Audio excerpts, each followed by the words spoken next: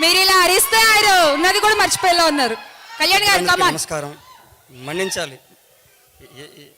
సాధారణంగా ఎక్కడో ఊళ్ళ నుంచి నిక్కరేసుకుని వేసిన సినిమాలు ఈయన పాపం అసలే కంగారు పడుతున్నారు. వాళ్ళు సగం వరిచి ఇంకొంచెం కంగారు పెట్టారు. కరెక్ట్ గా మొదలెట్టగానే మీరు వచ్చారు, ఇంకా ఆయన అలా ఫ్రీజ్ అయిపోయారు. పర్లేదు, ప్లీజ్ కంటిన్యూ. ఏం మాట్లాడాలో అనుకోకుండా వచ్చానండి. ఏదో పెద్దోళ్ళు ఉన్నారు కదా, ఆ పెద్దోళ్ళ పేర్లు నాలుగు చెప్పేస్తే తప్పించుకుంటాను అనుకున్నా, ఇందులో ఉన్నది ఊడిపోయింది. ఏమన్నా ఖచ్చితంగా దొర్లుతాయి. స్క్రిప్ట్ కాదు కదండి, ఒకటో రెండు టేకులు ఉన్నా ఇటు జరిపేసి మాకు నడిపించేస్తారు. ఇక్కడ లైవ్లో దొరికిపోతాం, పొరపాటున జరుగుతాయి, మన్నించాలి. ఎక్కడ మొదలుపెట్టి ఎలా లేదు. గోపాలన్న అన్నట్టు కృష్ణం అలాగే ఎక్కడ పుట్టిందో, ఎక్కడ పెరిగిందో, ఎలా మొదలు ఎలా వెళ్తుందో తెలియని జీవితాలు మాయి కూడా అని అన్నారు. అలాగే నా పరిస్థితి ఇప్పుడు అలాగే ఉంది. ఏం మాట్లాడాలి, ఎలా మాట్లాడాలని. కాకపోతే గోపాలన్న ఏమన్నారంటే, అందరూ మాట్లాడేది మాట్లాడతారు, నీకు భగవంతుడు ఇచ్చింది ఒకటి ఉంది వరంలాగే పద్యం, దాని మీద ఏం దొరుకుతుందేమో కృష్ణ అనేది మీద, పుష్కరాల మీద అంటే చూస్తానని అని అనుకుని కుదరలేదు, మన్నించాలి. అయితే ఏదో ఒకటి చెప్పి తప్పించుకోవాలి కాబట్టి, ఎన్టీఆర్ గారి అభిమాని కాబట్టి గుర్తున్నంత వరకు ఆయన పద్యం చదివేసి విరమించుకునే ప్రయత్నం చేస్తాను. ముందుగా ఒక మాట, పొద్దున్నే సత్యభాయ్ ఇలా పాండాబ్బా దగ్గరికి వెళ్ళాను. వెళ్ళిన తర్వాత అంటే ఉన్నది ఉన్నట్టే చెప్పేస్తున్నాను. అంతే, మాసు నుంచి వచ్చిన మనిషి సౌండ్ ఎలా ఉంటుందని. ఎవరన్నా కృష్ణ అన్నాడు వెళ్ళగానే. ఏంటన్నాను అంటే అదిరిపోయింది అన్నాడు. ఏంటన్నాడు, కృష్ణ అదిరిపోయిందిగా అన్నాడు. మనోడు మంచి కథలు ఎంచుకుంటాడు, ఇంకెక్కడో వెళ్ళాలి కదా అన్నాడు. ఏమన్నా అర్థం కాదు. పొద్దున్న 7 గంటల ప్రాంతంలో మొట్టమొదట కృష్ణమ్మ గురించి మీ పేరులో సగ అర్ధభాగం, తొలి అర్ధభాగం సత్యమైన మాట, సత్యమైంది. ఆ కుర్రాడు చెప్పిన మాట యథావిధిగా మీకు మంచి విజయం రావాలని ఆయన ఆకాంక్షించాడు. ఎందుకు తెలియదు అతను. అంటే సాధారణంగా చిరంజీవి గారు, బాలకృష్ణ గారు ఎట్టంటి వాళ్ళకి అభిమానులు పెద్దగా ఉంటారు.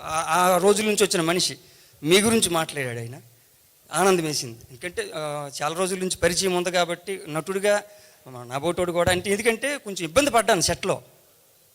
సాఫ్ట్వేర్ మనిషి కొంచెం అలా ఉంటాడేమో అనుకున్నాను. కృష్ణన్ రాసిన రాతకి బేసిక్గా నా పాత్ర అది. ఒక రకంగా నా పాత్రకు ఒక ధర్మం ఉంటుంది. దాన్ని కూడా మీరు కిల్ చేసి కబ్జా చేసేయడం అనేది అరాచకం. లాగేసి వెళ్ళిపోతూ ఉంటే నేను ఇప్పుడు ఏం చేయాలన్నాయా అని వెళ్ళేవాడిని. మొత్తం ఆయనే తీసుకెళ్ళిపోతున్నాడు కదండి. అంటే అప్పుడు అనిపించింది, ఎంత పరిశోధన చేసి వచ్చి ఉంటాడు ఈ మనిషి అని. నాటోళ్ళం మేము, ఇంక మరీ ఊరు నుంచి వచ్చినాను కదా, నాకు కొంచెమేమో నాటు కదా, కింద గీకి గోకే తెలిస్తే మనకు అనుకున్నాం. బట్ వైజాగ్ లాంటి ప్రాంతంలో పెరిగి నాకన్నా పట్టణమే సాఫ్ట్వేర్ జాబులు చేసి, రాత్రి ఉద్యోగం చేసి, పొద్దున్న షూటింగ్లు చేసుకుని వచ్చి ఎంత పరిశ్రమ చేయకపోతే ఈ స్థాయికి ఇలా మాస్ పాత్రలు కూడా బెజవాడ సంబంధం లేదు మనకి. బెజవాడ ఎంతో కొంత నాకు మొదటి నుంచి నాటకాల నుంచి అనుబంధం ఉంది కనుక ఆ బెజవాడ కౌత సత్రంలో రామారావు గారు, సావిత్రమ్మ, ఎస్వి రంగారావు గారు అక్కడే ప్రాక్టీస్ చేశారంటే సెంటిమెంట్ కొద్ది అక్కడే ఉండేవాడిని. అదృష్టం కొద్దీ ఆ ప్రాంతంలోనే సినిమా చేసి అందరి దగ్గర నన్ను తీసుకెళ్ళి నన్ను మళ్ళీ బెజవాడలో గట్టిగా ఒక సౌండ్ వినిపించేలా చేసిన గోపాలన్నకి థ్యాంక్స్ అన్న. అలా ప్రయత్నం జరుగుతున్న క్రమంలో నేను మొహమాటంగానూ సిగ్గుగానూ ఉంటే కృష్ణ గారు వచ్చేసి, కంగారు పడుకు లక్ష్మణ్, 10 మంది పెద్దలు నాకు పరిచయాలు ఉంటాయి కదా, ముందు వచ్చాను కదా, నీకు 10 మందికి పరిచయం చేసి 10 చోట్ల కాకపోతే ఒక చోట వేషం పడే ప్రయత్నం నేను చేస్తానని మాట ఇచ్చారు మన కొమ్మలపాటి కృష్ణ గారు నాకు.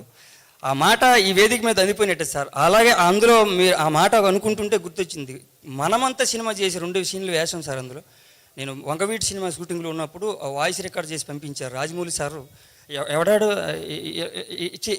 ఇంటిడు అన్నట్టు ఉంటాడు, ఏం బాగా చేశాడు, మళ్ళీ తెచ్చిపెట్టారు ఎక్కడి నుంచో అన్నారు సార్. అది నాకు పెద్ద సర్టిఫికేట్ నా అబౌట్ కెరియర్కి అది అంటారు. ఆయన ఇచ్చారు కదా సినిమాలో, నీకు ఎందుకు వేషాలు వెళ్తుంది, పడాలి కదా నా కటౌట్కి, ఆయన కథలో ఉన్న వేషానికి నేను షూట్ అవ్వాలి కదా, పడతాయి వస్తే చూద్దామని.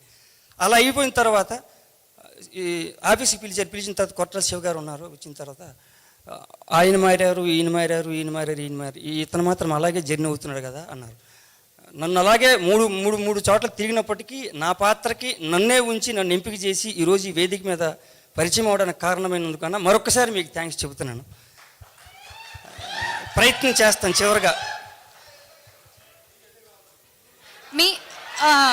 మళ్ళీ ఆపేను అనుకోవద్దు. అంటే మీ పాత్ర గురించి ఇంకొంచెం తెలియాలంటే మనకి ఒకసారి ట్రైలర్ చూస్తే ఇంకా ఎక్కువ తెలుస్తుందేమో అందరికీ నా ఫీలింగ్. చెప్పలేనండి, అందుకే మేము ఒక్కసారి ట్రైలర్ లో చూద్దాం మనము.